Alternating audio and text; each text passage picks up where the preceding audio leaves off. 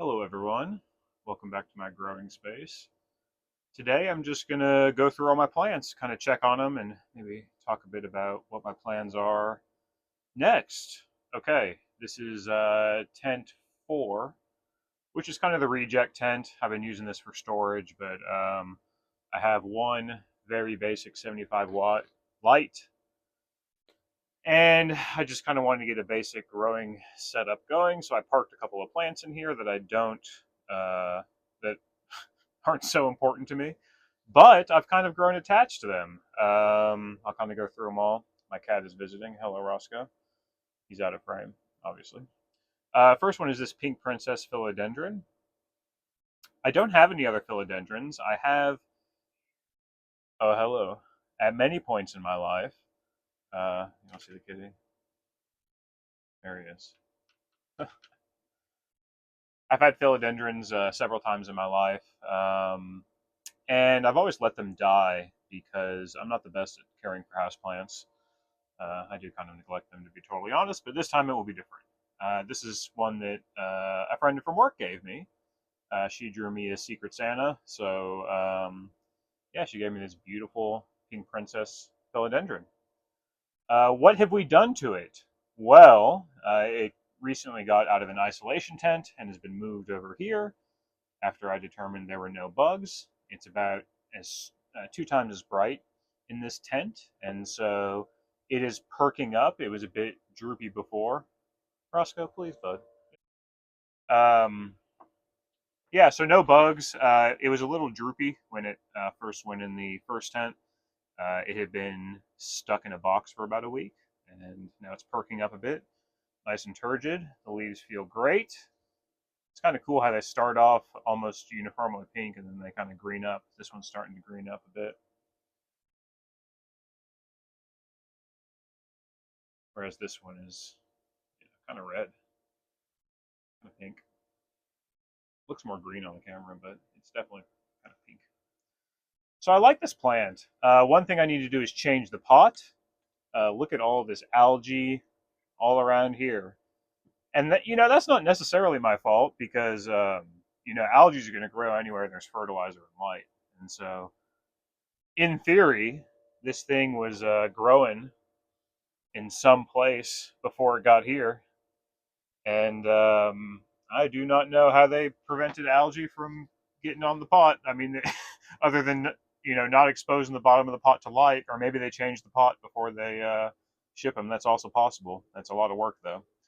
But anyway, we're starting to develop some algae, which is not a big deal. It's ugly. It does, take some of the nutrients, but it's not a huge deal. I would eventually just like to get it into a better pot.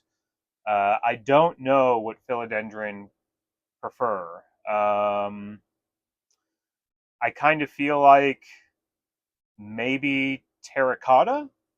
I think that would be okay. They do dry down a bit quicker. Um, I don't know how much philodendron really like water. I mean, you can get them to pump if you give them enough light, but it's kind of a new genus to me. Even though I've had several, I've never grown them intensely, but I'd like to learn. So we'll see. So I need to change pot. I would like to improve the growing setup in here, but I think it's going to stay in here for the time being. Maybe I could try giving it some more light. I can move it to tent 5, which has double the light, so that's an option as well. But right now, this guy's kind of in purgatory. So new pot, maybe more light. Big takeaway is I need to learn a bit more. But you can see it's happy. It's already putting out a little baby right there. Philodendron, they grow kind of leaves on top of the previous leaf spine, and they kind of grow up like that. Oh, should I? Is this one of those plants you put on a trellis or on a ivy pole or whatever? I do kind of see it has like these air roots things or whatever, or rooting nodes. So maybe philodendron or some of these plants that I grow in trees on the Amazon. I really don't know. I'm kind of ignorant about philodendron. So if you know, tell me. Okay, the next one is this jade plant, and the jade plant is doing great. I'm going to zoom in a little bit. You can see there's a lot of new growth. That's new growth. Let's see, this is new growth. This is new growth down here. Where else? This is new growth back here. It's not focused, but trust. So yeah, I'm really happy with this. This was a plant that I neglected for over a year, and then I gave it one good watering, and I parked it under this light, and it has been doing just fine. I can tell the pot is not really dry yet. I'm going to try to dry the pot down before I water it again. With these succulents, you do have to be careful about overwatering, but if you give them the right conditions, you can get them on a good schedule. So I just want to dry the soil down, get a nice cycle, then I'll water it again. I'll probably start adding a bit of fertilizer. I don't think there's any deficiencies, but there is no telling the last time this thing was actually fed, and so I'll probably do fertilizer just for the hell of it. And the last thing in this tent is this fern back here. It looks a mess and it looks bald because it is. And to be honest, I wouldn't be so sad if all of this foliage just fell off and died. Um, because I want a lot of nice new growth. The great part is that there is new growth here. Zoom in a bit. If you didn't know that. Okay, so right here, this is new growth coming up. There's new growth right here. You can't see it on camera, but it's this nice little fuzzy thing. I did see a new foliage, right? Not there. I'm having a hard time finding it, but I found a little stem coming out. And normally with ferns, or at least the ferns that I've seen, they kind of like they're a little stem and they curl at the very end, and they kind of unfold. They're really beautiful. Ferns are awesome. Ferns are such a cool plant. So goals with this one, it's going to be in this tent for a while. I can already tell because it's too ugly to be up in the house. There's not enough foliage. My cat will climb in and poop in it. So it's unfortunately living in this tent for the time being. I may take it out of the tent. Don't know. I am kind of sad that it's using up a nice light for kind of a crappy plant. I would much rather grow intensely something that is going to be useful to me. But maybe I shouldn't think about it like that. If I moved it out, I would move it out in somewhere in the basement. The problem with the basement is that it gets down to, let me look at my thermometer, 53 was the lowest it's been in here, which is not great. I mean, the ferns don't want 50 degrees, that's for sure. I mean, it probably doesn't care really, but it's just not going to, plants aren't going to put on growth when it's that cool. They're kind of giving the signal that, hey, you don't need to grow so much. Um, so maybe putting it out in the basement is not so feasible. I don't know. I basically just want to put on foliar growth to the point where I can put it up in the house, and then I'll make a nice little display of it. I'll put it in a nice pot. I will revere it as a beautiful plant up in my house. Currently, I have 0 plants in my house, so yeah, it's time to bring some of these guys up. Philodendron is going up soon. Jade, it's going up soon. I need to arrange lights for them. Maybe I should put them on the same light in the same area. That way I can kind of economize in that way. And they would also both enjoy the light. Okay, that's enough for this tent. Okay, welcome to tent 5. All right, this tent looks okay at first glance, but we are dealing with some nutritional issues. And I'll kind of go through the plants and share what I'm concerned about. Let's start with the boring ones, the petunias over here. The petunias are looking great, actually. It's spotty because I've been pulling some plugs out, and I also had some loss. And there's a little wilt here and there, but I'll hit them with some water here in a bit. The big thing with these petunias is that we have some nutritional issues going on. Look at the edge of this variety right here.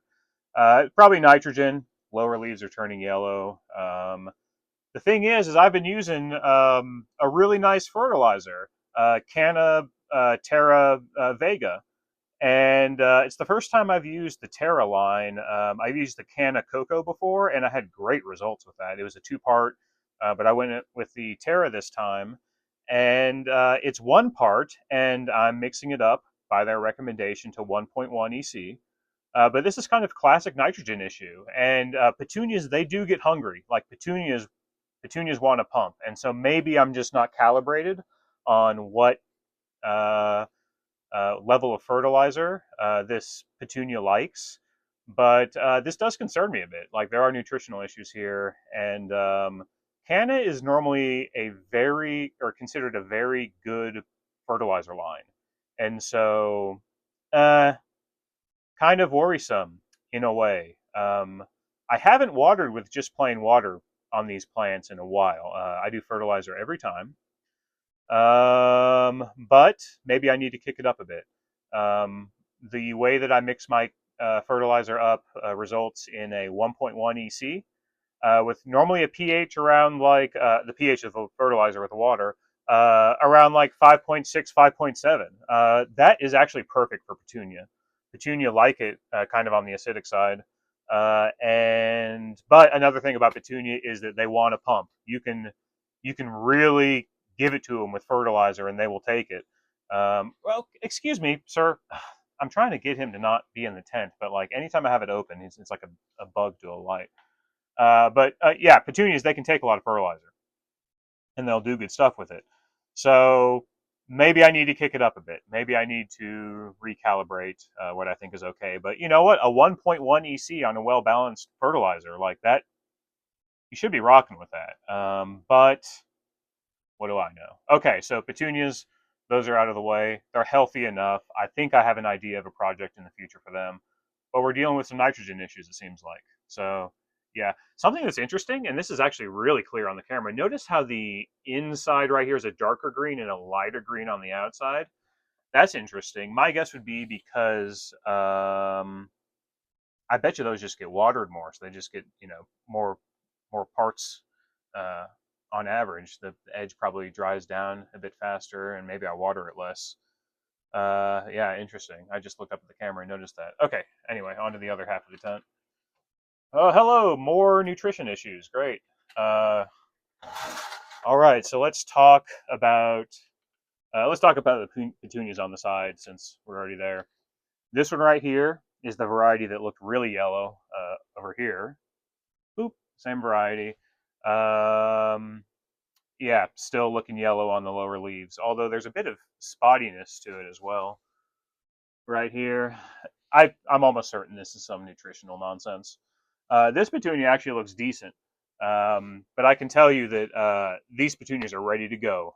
They've been in a pot for about a week and a half now, I think, and they are ready to pump. I kind of wish I had more light. I could take a light and move it around, but yeah, they love light, and I can already tell they're about to be beasts. I have a lot of experience with petunia, so these are looking good. I just need to get this nutrition stuff under control. Okay, the first one is the one that I moved out of prop recently. It is doing just fine. Not a ton of variegation. Oh, by the way, this is hibiscus, Rose of Sharon, common name, and then the variety I've named it Speckled Beauty. This variegation I have not seen it at market, and so I think this may be a unique variegation pattern for a hibiscus that has come up in my yard.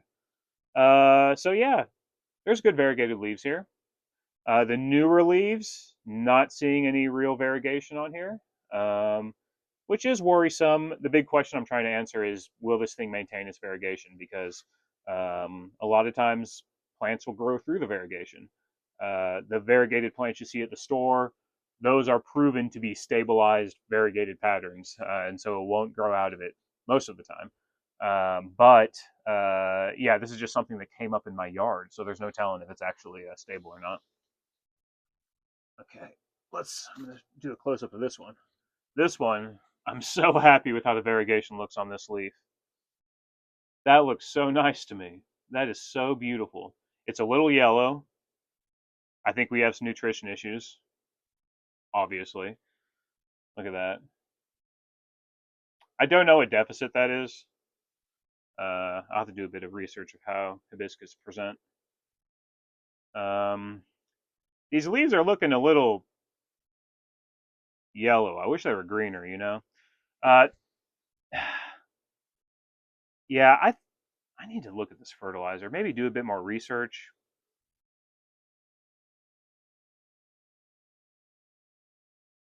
I don't know what's going on here.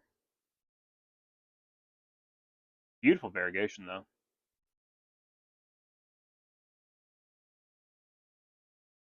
I've never had nutritional issues with the Canna line, and I know my pH is fine. Great soil, unless it's a bad batch of soil. This is a new. Uh, Actually, you know what? I think this is different soil than what I just bought, and so I don't think it's bad soil either. Hmm. Okay, onward.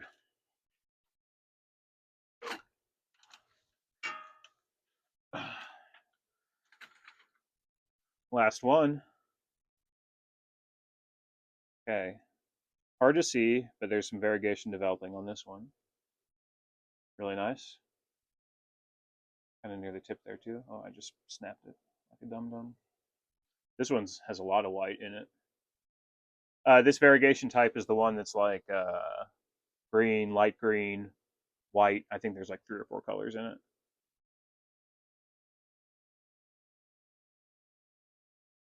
You know what I should do? I should just test the soil. I should do a pH and an EC on the soil. I don't think I have any. Well, here's my problem. My EC meter and my pH meter are absolute garbage, and that is the problem with growing at home. The pH pens that the pros use are hundreds of dollars, and those are for the crappy ones. The real good machines are like in the thousands, and it really sucks that like the equipment that we can get for $20, it'll get you in the ballpark, but yeah, it's unfortunate. So I think my next big investment is a nice pH pen.